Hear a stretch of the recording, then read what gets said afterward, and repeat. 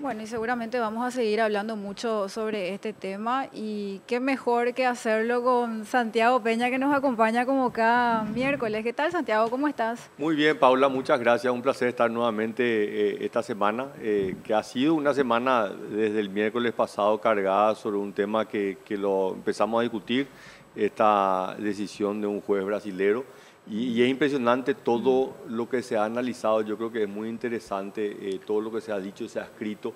Y hoy entendemos mucho mejor muchas veces los intereses que están en juego, ¿verdad? Nosotros muchas veces analizamos de una manera muy inocente, mira, un juez que encontró algún elemento, pero en realidad hay una serie de elementos que se están conjugando acá y estrategias, hasta te diría políticas, ¿verdad? Yo venía escuchando la Mira que entrevista te que estaban pegaron el haciendo. martes, el miércoles pasado, Tremendo, porque tremendo. Y después impresionante cómo se gente fue posicionando lo que vos marcaste. posicionar lo que yo decía, ¿verdad? Entonces, obviamente se Pero se trataba. enojaron los intelectuales contigo, Claro, porque se dijiste empezaba a analizar no desde ¿cómo el era? fanatismo. Desde ¿verdad? el fanatismo. Desde el fanatismo que trato de defender y una teoría conspiraticia, cuando en realidad Bueno, pero hay vos ya estás elementos muy acostumbrado a eso concretos. también, Claro, ¿verdad? o sea, Porque yo cuando también. uno asume posiciones se expone siempre a las Totalmente, y críticas, yo del lado creo que lo vengan. que fue el baldazo de agua fría para muchos fue esa publicación en un medio que no es este medio de comunicación, donde justamente instaló este tema y dijo, espera un poco, acá hay una estrategia muy clara del Brasil de empezar a secuestrar a los actores políticos, porque ellos tienen una agenda muy bien definida acá los próximos años, principalmente la negociación de Itaipú. Entonces, cuando empezamos a ver que los argumentos jurídicos tienen cada vez Sí. menos peso y empezamos a ver que esos elementos políticos empiezan a tener cada vez mayor peso. Se ha escrito muchísimo, yo quiero destacar una columna, si no lo han leído, que se publicó ayer, se llama El Imperio de la Justicia, que escribió Fernando Filártiga. Vale la pena leer y releer esa columna porque yo creo que con mucha claridad habla de cómo nosotros los paraguayos nos subimos a los trenes rápidamente.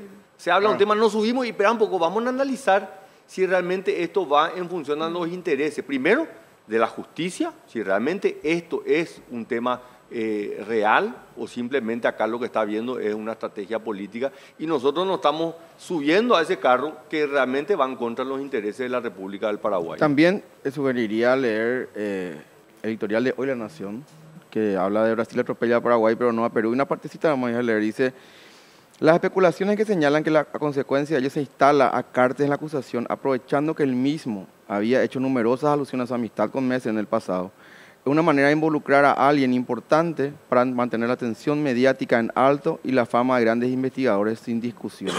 Y mantener un poco, o sea, la estrella del comisario de la región, ¿verdad?, que tiene Claro. Brasil, ¿verdad?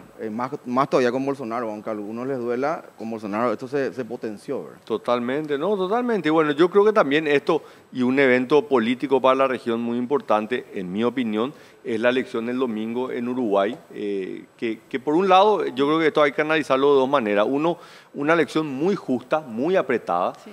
Y es un poco la tónica que estamos viendo en todas las elecciones en América Latina. ¿Qué nos dice eso? Tenemos electorados muy polarizados. Así es. Muy, pero muy polarizados. Entonces, la construcción de grandes consensos se hace tremendamente difícil, ¿verdad? Yo creo que estamos viviendo momentos donde estos temas, políticas públicas, tienen que estar en el centro de la discusión, porque los actores políticos pueden ir cambiando y los momentos políticos van cambiando, pero nuestras agendas, el imperio de la ley, de las políticas públicas, no puede estar sujeto simplemente al vaivén del momento. Es la noche del domingo, el candidato que ganó todavía no ha sido proclamado, pero que claramente todo indica que va a ser proclamado en los próximos días, Luis Lacalle Pou, sale y dice, no podemos cambiar una mitad por la otra mitad.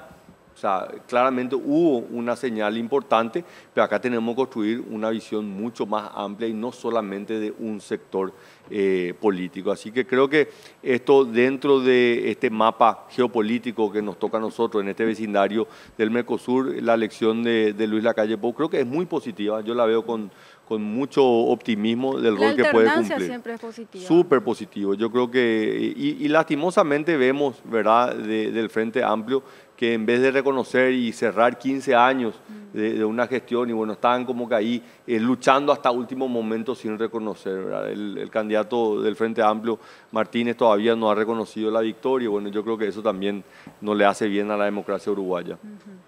Ahora, ¿cómo siempre que hablas de políticas públicas y más todavía en un contexto de tanta polarización como este, cómo se pueden diseñar políticas públicas en escenarios tan polarizados, ¿cómo construís esos consensos y cuáles son esas causas que van a lograr que se pueda caminar hacia ese consenso? O sea, que movilicen a ambos bandos. Digamos. Mira, para mí no hay un camino que no sea abrir la agenda al debate amplio, ¿verdad? Acá no puede ser la visión de un presidente que obviamente tiene un mandato democrático, ha sido elegido, pero la visión, la construcción de un país, primero no se puede hacer con una visión de solamente 5 años, esto tiene que hacerse con una visión de 15, 20 años. Y ahí nos damos cuenta que ese presidente no va a estar los 15 o 20 años, entonces tiene que abrir el diálogo a segmentos de la sociedad que pueden no pensar como uno, ¿verdad? O sea, nosotros tuvimos el ejemplo de lo que fue el diseño del Plan Nacional de Desarrollo Paraguay 2030, donde se invitaron a cerca de 2.000 líderes de la sociedad civil que participaron de los sectores más amplios. Y se diseñó ese plan que no era el plan para el gobierno de los 5 años, sino fue un plan de largo plazo para el Paraguay. Entonces yo creo que es fundamental tener la capacidad de abrirse a todos los sectores, sociales principalmente, por el lado del gobierno, pero después también tenemos que entender que si del otro lado la sociedad civil no se involucra, sí, no se puede construir. Entonces muchas veces queremos poner en los hombros del gobierno de turno la responsabilidad de marcar la hoja de ruta, pero capaz que es mucho más importante la responsabilidad que tienen sectores fuera del gobierno de involucrarse en esas políticas públicas. Yo hoy no formo parte del gobierno, no formo parte de una estructura política electiva, no tengo ningún cargo, pero eso no me limita a mí que pueda seguir hablando de temas que tienen un enorme impacto en lo económico, en lo político, en lo social. Fuiste invitado a discutir muchas veces cuestiones que así tienen que ver mismo, con pero podía haber dicho me quedo en mi casa, ¿verdad? O sea, hoy el tema de Itaipú. Perdón, ahí sobre eso quiero preguntar. Sí. La gente que se queda en su casa, ¿es gente que vos considerás que podría aportar porque tiene conocimiento, estatus social, tiene nexo? O sea, ¿es a esa gente a la que le reclamás que se involucre o es a toda la gente? Porque yo cuando escucho eso, si yo soy toda la gente, digo, sí, Peña, pero yo tengo que laburar de 7 de la mañana a 10 de la noche para conseguir la comida. No puedo andar pensando en qué meterme. Pero nadie te pide que vos realmente tomes un rol protagónico, pero yo digo acá muchas veces de involucrarnos en los procesos electorales. O sea, nosotros tenemos un gran problema que es la baja participación en los procesos electorales. Entonces, ¿qué es lo que hay? Una tremenda indiferencia hacia los procesos electorales. Entonces, la gente mira con descreimiento hacia los partidos políticos y se aleja de los partidos políticos. Al revés, tenemos que involucrarnos, simplemente afiliarnos. Colorado, liberal, encuentrista, patraquería, Frente Guazú, el que vos quieras. Pero esa sensación de no involucrarnos es la que le hace daño. Después viene cómo yo puedo colaborar. No sé, informándome temas como el presupuesto. O sea, obviamente en esta mesa somos todos comunicadores. Tenemos por obligación tener que estar informados. Pero ¿cuánta gente hoy sabe de la importancia del presupuesto? O, por ejemplo, lo que estábamos discutiendo hace poco, el tema del imperio de la justicia, ¿verdad? Este tema de que todos nos subimos al tren a favor o en contra, dependiendo de nuestros intereses o gustos políticos, y nos empezamos a ver, espera un poco, ¿es realmente un acto de justicia lo que se está haciendo? ¿O realmente hay algo más? Sobre una larga historia, ¿verdad?, de que el Brasil ha tenido una política imperialista, o sea, está en su ADN, no es que nos vamos a sorprender ahora y esto es un hecho aislado, no, este es un hecho realmente que se ha dado con mucha regularidad en los últimos 200 años. ¿Verdad? Pedirle Entonces, políticas públicas, Santiago Peña, a este gobierno, y te lo digo con mucho cariño, ¿verdad? Me parece que pedirle demasiado. ¿Sí? O sea, ya están por la mitad de su mandato. No. Ayer me tocaba conversar con un grupo de jóvenes que están trabajando en una especie de foro energético. Trajeron a alguien de afuera, un catedrático chileno, basado en la agenda energética que durante se promulgó durante el gobierno de Horacio Cartes, que tenía bastante... 2040. Interesantísima la iniciativa, inclusive apoyada, financiada tal vez por Itaipú. sí. Pero lo que se preguntaban, y ellos tenían dudas también al respecto de la influencia real de esta iniciativa, porque son como cuestiones demasiado sueltas, le falta la organicidad, y tiene todo que ver con lo que estamos hablando, el tema del caso de Cartes en Brasil, el tema de Itaipú para mí. Lo mismo pasaba con aquella comisión de notables que hicieron. Hasta ahora no se sabe en qué quedó, todo en la nada. Creo que la mitad dijo que al final no iba a participar o se retiró. Todo muy todo muy, todavía así muy bien en Herrería Sur, muy sambo esto, ¿verdad? O sea, todo vamos parchando nomás. Entonces, ¿cómo le podemos pedir políticas públicas a alguien que, por ejemplo, podría haber tomado el tema energético para instalar ya una cuestión seriamente de Itaipú? O alguien que te dice, no, está en manos de la justicia. entre Sí. paréntesis, brasileña, Sí. ¿verdad? Cuando le preguntaban sobre el caso de Carter, ¿verdad? O sea, es presidente de la República y el tipo está absolutamente entregado porque el presidente de al lado le dice, Marito, meu amigo, el tipo ya se hizo pipí. Sí. ¿verdad? Y volvemos nomás a nuestro análisis hace un año y medio, ¿verdad? ¿Dónde iban a estar las grandes falencias de este gobierno? Y la capacidad de poder coordinar políticas públicas. ¿Por qué? Porque este gobierno, que está definido de esa manera, se ha de alguna manera distribuido el poder. Entonces es muy difícil que diferentes actores con intereses diferentes puedan sentarse a trabajar de manera coordinada. Porque acá tenemos que hablar de que la política energética, por supuesto, es importante que estén las dos binacionales, pero tiene que estar también el Ministerio de Industria y Comercio, tiene que estar también el Ministerio de Obras Públicas y Comunicaciones, tiene que estar la Cancillería. O sea, empezamos a ver de que el trabajo de un Estado es el esfuerzo coordinado de diferentes instituciones públicas. Y lo que vemos son esfuerzos aislados. Entonces es muy difícil que vos puedas tener ese esfuerzo coordinado. Entonces, pero nosotros no podemos resignarnos de que nosotros no vamos a poder hacer nada. Claramente vemos muchas sombras en el gobierno, pero nosotros como sociedad tenemos que tener la capacidad. Y lo que vos mencionás, este seminario que se está haciendo hoy y mañana, es un grupo independiente y yo celebro eso. Sí, yo que también está lo digo. pensando Está en estos bueno. temas, ¿verdad? Y dice, nosotros no vamos a esperar que el gobierno nos convoque, vamos a hacerlo de todas maneras. Itaipú, cierto, está acompañando esto, pero no hay una iniciativa por parte del gobierno. Entonces, yo lo que creo es que nosotros tenemos que pensar seriamente de que la responsabilidad está en todos los ciudadanos. Y que si el gobierno no nos va a mostrar el camino, pues nosotros tenemos como ciudadanos trabajar para encontrar ese camino que va a permitir que el Paraguay pueda progresar en los próximos 15 o 20 años, porque si no, va a ser simplemente nuestra misma historia. Y nosotros hoy vemos en la relación bilateral, tanto con Brasil como Argentina, que hemos sido perjudicados. Y yo miro las decisiones, y las decisiones muchas veces han sido decisiones soberanas de los paraguayos, pero en función a los intereses de los vecinos. Y yo creo que eso es lo que nosotros tenemos que cambiar, ¿verdad? Porque nosotros miramos esta larga historia y hay muchísimos estudios, desde el informe de Jeffrey Sachs, desde el informe que ha hecho el señor Miguel Carter sobre Paraguay y la relación con Itaipú en Brasil, con Brasil en Itaipú, y vos ves que todas las decisiones fueron decisiones de los paraguayos. Hoy no consumimos la energía eléctrica porque no construimos las líneas de transmisión. En el caso de Claro. Argentina resolvimos. En el Absolutamente. gobierno de Horacio Cartes se dijo, nuestra política va a ser consumir la energía eléctrica. Y se inició la construcción, que se terminó en el mandato, de la línea de 500 kV, que hoy nos permite retirar hasta el 100% de nuestra energía. Fue una decisión soberana. ¿Por qué no se hacía antes? ¿Y por qué se hacía en función a los intereses de nuestros vecinos países que iban apretando las tuercas en la medida de sus intereses? Absolutamente.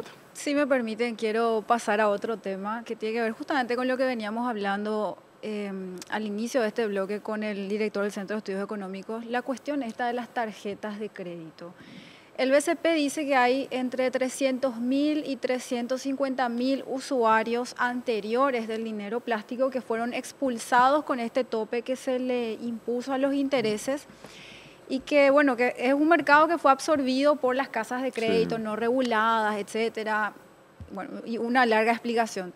Yo lo que quiero saber es, en esta discusión donde el lobby pertenece, como es lógico, principalmente al sector bancario, ¿cuáles son las garantías que tienen los ciudadanos de que, so pretexto de que regresen al mercado formal, a la bancarización formal, miles de usuarios no vuelvan a subir exageradamente esos intereses? Sí, un tema súper controversial, Paula. Me tocó a mí, siendo primero como director del Banco Central, luego como ministro de Hacienda, tener que interactuar con diferentes sectores sobre esto. En el caso de cuando era director, yo lideré la Estrategia Nacional de Inclusión Financiera, o sea, cómo hacemos para que más personas puedan incluirse al circuito formal, porque el circuito formal le protege de las prácticas informales. Y el crédito, ¿verdad?, que es una actividad de una amplia difusión y que no solamente le incluye a los bancos, le incluye también a las financieras, a las cooperativas, a las casas de crédito, a las casas de venta de electrodomésticos, de empeño, los usureros. Sí. O sea, la actividad del crédito es una actividad de amplia difusión. La única diferencia es que actividades menos reguladas y controladas, actividades informales, son más costosas para el ciudadano. Sí. Entonces, lo que nosotros buscábamos es de que haya una mayor cobertura. Obviamente muchos veíamos la tasa de interés de la tarjeta de crédito porque es la que venía en nuestro extracto, la que sabíamos a ciencia cierta cuánto nos cobraban. Entonces hubo una intención de poder bajar esas tasas de interés. Pero lo que hoy sabemos, en base a la experiencia de estos últimos 4 años desde la promulgación de la ley, es de que ponerle un precio a la tasa de interés al mercado formal, sin controlar el mercado informal, lo que hizo fue finalmente expulsar a mucha gente que tenía tarjeta de crédito y que pagaba una tasa de interés del 50%, pero pasó a cobrarle una tasa de interés de hasta el 100%, como dice Miguel Mora. ¿Qué es lo que ha hecho el Banco Central a lo largo de estos años? Ha controlado más las comisiones que cobran las instituciones financieras, ha transparentado más el sistema de fijación de precios. Ha salido a controlarle también hoy a las casas de crédito, ¿verdad? Ya hay una resolución que a partir del 1 de enero las casas de crédito, y esto en función a una ley que pasamos nosotros en el gobierno, que le da facultades al Banco Central. Antes no era muy claro si lo podía hacer, más allá de que las casas de crédito toman no depósitos, sino inversiones, puede ser su propio capital, pero no por eso pueden cobrar cualquier tasa de interés. Entonces, hoy hay mucha mayor información, hoy existe ya la SEDECO, la Secretaría de Defensa del Consumidor, que tiene también por objetivo eso. Entonces, el planteamiento de lo que hoy está haciendo la Cámara de Diputados, porque fue un planteamiento del diputado Carlos Núñez Salinas, en base a esta información, es, señores, eliminemos el límite a la tasa de interés y que quede el límite de la tasa usuraria. Pero así como le vamos a controlar a los bancos, también le vamos a controlar a las cooperativas y también le vamos a controlar a las casas de crédito y también a las casas de usura con mucha mayor fuerza. Entonces yo creo que hay hoy elementos mucho más importantes. Creo que esto tiene que ser ampliamente debatido y lo que vos estás planteando, ¿dónde están los usuarios en esto? Muchas veces uno se siente afectado. Por el lado del sistema financiero, yo hoy estoy en una institución financiera, ¿verdad? Entonces conozco también del otro lado. La aplicación de la ley tuvo 0 impacto en el balance de los bancos. O sea, los bancos, como tenían ingresos, también dejaron de hacer gastos. Entonces los bancos no dejaron de ganar plata porque no tienen esto. O sea, los bancos administran el riesgo y tienen diferentes sectores, sector comercial, servicio, industria, ganadería, y van administrando ese riesgo. Desde el momento que se puso ese tope, simplemente dijeron, bueno, este riesgo ya no compensa y nos vamos a otro sector. Entonces, ¿qué es lo que pasó cuando los bancos salieron de ese sector y ese sector siguió teniendo acceso al crédito? Pero siguió teniendo un crédito mucho más caro, un mercado informal. Ahora, si ese mercado informal del que se habla, son en realidad las casas de crédito. Casas de crédito y electrodoméstico, porque el electrodoméstico en realidad es una actividad financiera. Principalmente las casas de crédito. Si ese mercado informal, que son las casas de crédito, va a pasar a ser regulado desde el 1 de enero por el Banco Central del Paraguay, ¿por qué sigue siendo necesario elevar el tope? Te pregunto porque como usuaria, en términos coloquiales, a mí me da la impresión de que este argumento en realidad es el siguiente. Les queremos subir las tasas o vamos a cobrarles tasas de interés que rayan la usura, porque si no cobramos nosotros, que estamos regulados, van a cobrar otros. Sí. La tasa de interés es un precio, Paula. O sea, es como el precio de la leche, es como el precio del pan, es como el precio de cualquier otro precio, donde es un encuentro entre la oferta y la demanda. Pero la actividad financiera es una actividad regulada. Totalmente regulada. Pero hoy sabemos de que solamente un 15% de la población económicamente activa tiene acceso a un instrumento bancario, financiero formal. 85% de la población no tiene acceso. Entonces lo que nosotros necesitamos es que entren más personas al circuito formal donde se los pueda controlar. Entonces nosotros no podemos, desde el sector privado, tener que aceptar un riesgo que no tiene compensación, porque al final la plata del banco no es del banco, es de los depositantes. El banco hace una actividad de intermediación, toma depósitos del público y tiene que administrar esos recursos para prestarle a Paula, a Mike, a Felipe, a cada uno de nosotros. Entonces, es una actividad ciertamente regulada y tiene que administrar esos riesgos. El problema es que este 85% de la población está dentro de un circuito informal. Entonces, si nosotros ponemos cada vez más controles hacia lo formal y simplemente hay una barrera de entrada, la gente va más hacia el informal, y en el informal las tasas de interés realmente son mucho más perjudiciales. Entonces, creo que hay un consenso. hay un límite de tasas usurarias, ese límite hoy está en un alrededor del 50%. Ninguna actividad tiene que cobrar intereses por encima de esas tasas usurarias. Y luego van a haber diferentes instrumentos, tarjeta de crédito, créditos comerciales, créditos de consumo, hay diferentes en base al riesgo y en base obviamente a la calificación que tiene cada uno de los deudores. Yo creo que es un tema muy sensible porque obviamente aquel que tiene una tarjeta de crédito y tiene que pagar a fin de mes y ve la tasa de interés le genera un malestar. Y que no se siente representado pero en esta discusión. Este es un tema que requiere de un abordaje muy técnico, mirar los números y hoy sabemos de que esta medida tuvo un impacto que ha sido realmente capaz que no el deseado de lo que teníamos en su momento, ¿verdad? Y que existen otros mecanismos. Este debate lo tiene Chile, lo tiene Brasil. En Brasil no hay límites, las tasas de interés en tarjeta de crédito son por encima del 100%, ¿verdad? No tiene este límite de tasas usurarias. Pero somos conscientes de que esto requiere de una discusión muy amplia, tanto del sector privado como también del sector público. Bueno. 9 de la mañana, 48 minutos, señor Peña. No sé si le van a retar tanto esta semana. Esperemos que no. Amigos tuyos encima. Sí, no, de todo, ¿verdad? Pero yo creo que es parte... No vayan a reír de al borrosos, final del día, será. yo creo que mucho de lo que hacemos atrás del micrófono es también docencia, ¿verdad? Es tratar de explicar, es poder hablar y obviamente ser nosotros honestos con lo que creemos, ¿verdad?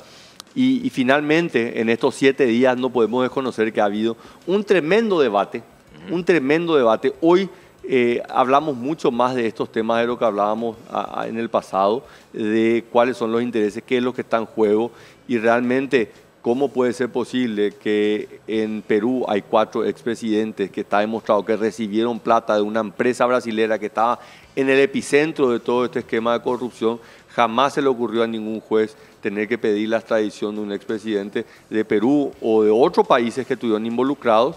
Y sin embargo en esto, en base a una carta sacada por una foto que no sabemos si llegó y están pidiendo la prisión de un expresidente que hoy es el líder del movimiento más importante, el movimiento político más importante en la República del Paraguay. ¿Qué tiene Perú en materia de soberanía? Dice que no tenga Paraguay, dice el editorial de La Nación de hoy, página 10.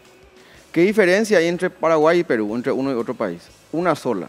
El Paraguay tiene políticos y periodistas capaces de entregar la soberanía con tal de tratar de saciar su sed de odio hacia Horacio Cartes.